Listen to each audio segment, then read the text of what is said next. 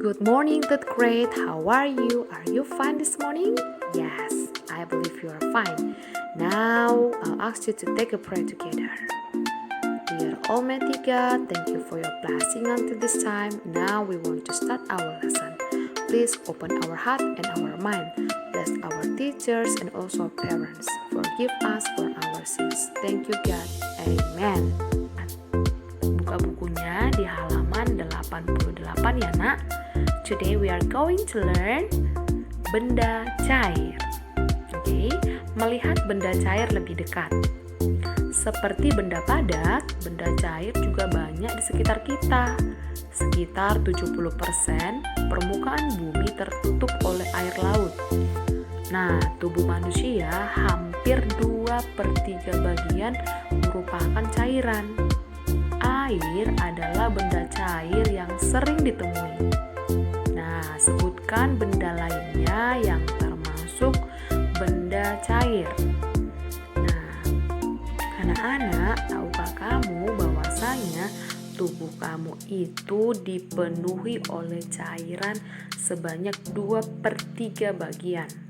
Nah, permukaan bumi juga tertutup oleh air laut sekitar 70%. Itu artinya di sekitar kita begitu banyak kita jumpai benda cair. Kita lanjutkan ya. Pernahkah kamu melihat air di dalam gelas tumpah? Bagaimanakah bentuk air tersebut? Apakah bentuk air yang tumpah sama dengan air di dalam gelas? Seperti contoh di bawah ini, kamu bisa melihat situ ada gambar minyak goreng, kemudian dia ada dalam bentuk ember, kemudian dia dalam bentuk botol, lalu dia dalam bentuk gelas, ya kan? Kita akan melakukan percobaan.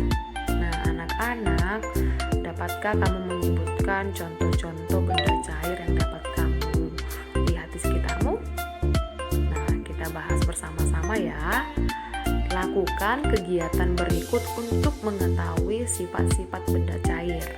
Nah, di sini ada tabelnya, yaitu kita lakukan percobaan. Yang pertama, kita persiapkan dulu alat dan bahannya seperti air dan minyak goreng. Karena air dan minyak goreng itu termasuk benda cair ya, Nak. Kemudian kita siapkan ember, kemudian gelas, kantong plastik. Lalu kita lakukan percobaannya seperti ini. Masukkan air ke dalam ember, kemudian ke dalam gelas, dan terakhir ke dalam kantong plastik, kan?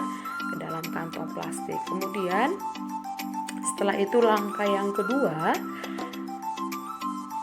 lakukan hal yang sama dengan minyak goreng, ya kan? Kemudian catatlah hasil pengamatanmu ke dalam tabel di bawah ini.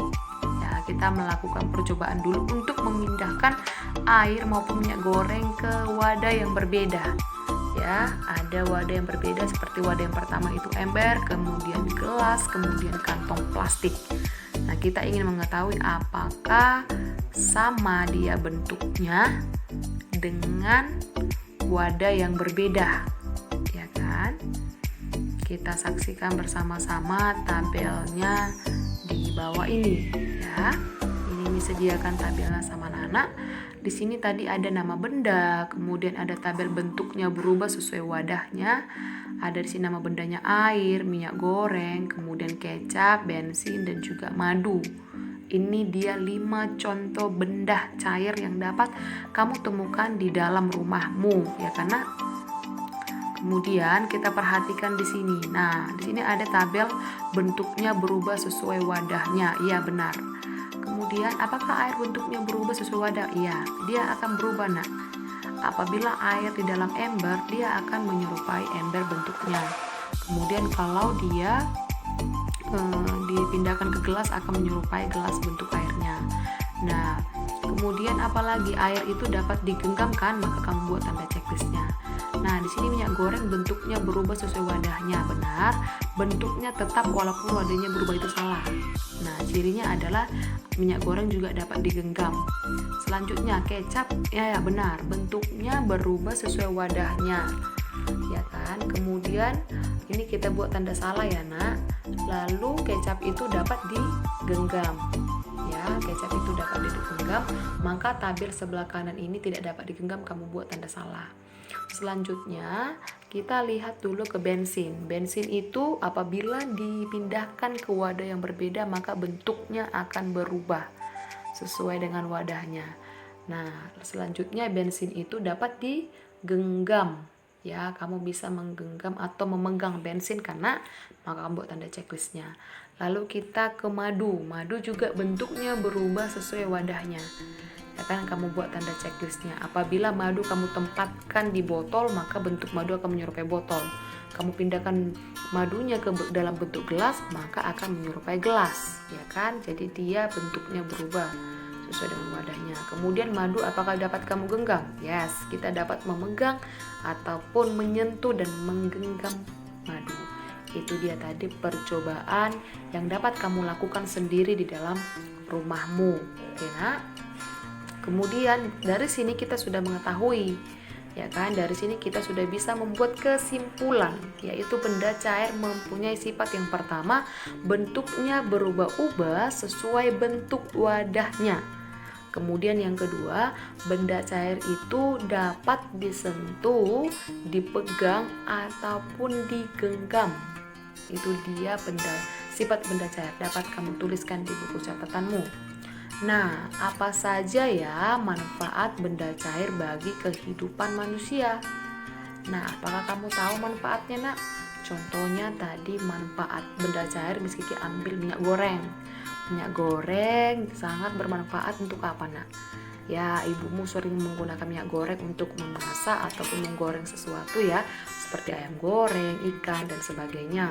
Misalnya benda cairnya itu air, dapat dikonsumsi ataupun diminum, ya, karena air juga dapat untuk mencuci pakaian. Kemudian air apalagi? Untuk mandi. Kemudian contohnya misalnya ambil dia benda cair, contohnya bensin, dapat digunakan sebagai bahan bakar. Oke, tubuh manusia 2/3 bagian terdiri atas air. Kekurangan cairan akan membuat tubuhmu lemas. Jadi, minumlah air putih sesuai takaran setelah bermain. Misalnya seperti hadis bermain memantulkan dan menangkap bola. Nah, bukan cuma memantulkan dan menangkap bola. Kamu harus minum air putih apabila sebelum atau sesudah kamu melakukan aktivitasmu. Ingat, Nah, ya, bahwasannya tubuh kita terdiri dari 2/3 cairan ataupun air. Jadi harus minum air putih yang banyak. Nah, di sini ada teks, warga kampung tempat Siti tinggal sedang gotong royong. Mereka sedang menyiapkan lahan untuk bermain anak-anak.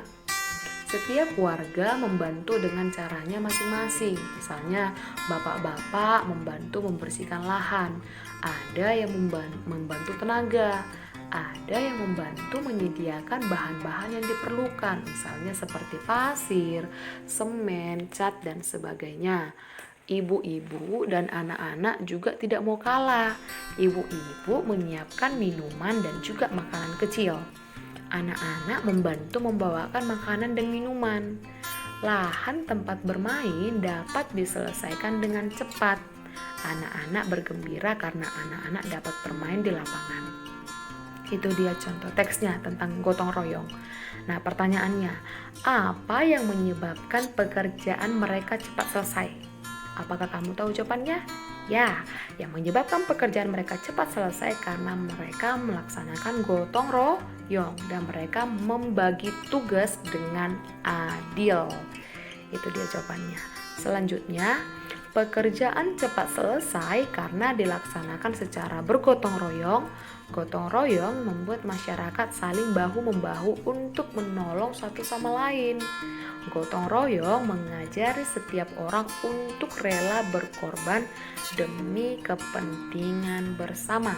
Kemudian yang ketiga, kebersamaan yang terjalin dalam gotong royong melahirkan persatuan sehingga mampu menghadapi permasalahan yang muncul. Oke, itu dia tentang materi gotong royong. Nah, selanjutnya kamu telah mengetahui kegiatan gotong royong. Tuliskan contoh kegiatan tersebut. Nah, misalnya ada sebuah tabel di sini, gotong royong yang dapat dilakukan di tempat tinggalmu, kemudian di rumah dan di sekolah. Misalnya di lingkungan tempat tinggalmu, gotong royongnya itu memperbaiki tempat ibadah, kemudian membangun jalan dan membersihkan selokan. Nah, apa saja sih gotong royong dapat dilakukan di rumah kita? Misalnya membersihkan rumah, merawat tanaman, membersihkan atau menyuci alat makanan, ya. Kemudian di sekolah yaitu membersihkan ruangan kelas, membersihkan taman sekolah, kemudian mengerjakan mading sekolah. Nah, masih banyak lagi aktivitas gotong royong yang dapat kita lakukan bersama di lingkungan tempat kita tinggal, di rumah maupun di sekolah. Ya, karena itu dia. Jadi kalau kita melaksanakan gotong royong, maka pekerjaan yang berat akan terasa ringan. Kemudian pekerjaan yang pekerjaan akan lebih cepat selesai. Nah, itu dia pembelajaran keempat, ya. Anak-anak, mari tetap semangat belajar. Okay, now I'll ask you to take a prayer together. Everybody close your eyes and then hold your hand. Let us pray. Dear Almighty God, thank you for your blessing until this time. Now we have finished our lesson and we will continue our activities. Please bless all of us. Thank you, God. Amen. Goodbye, my dear students.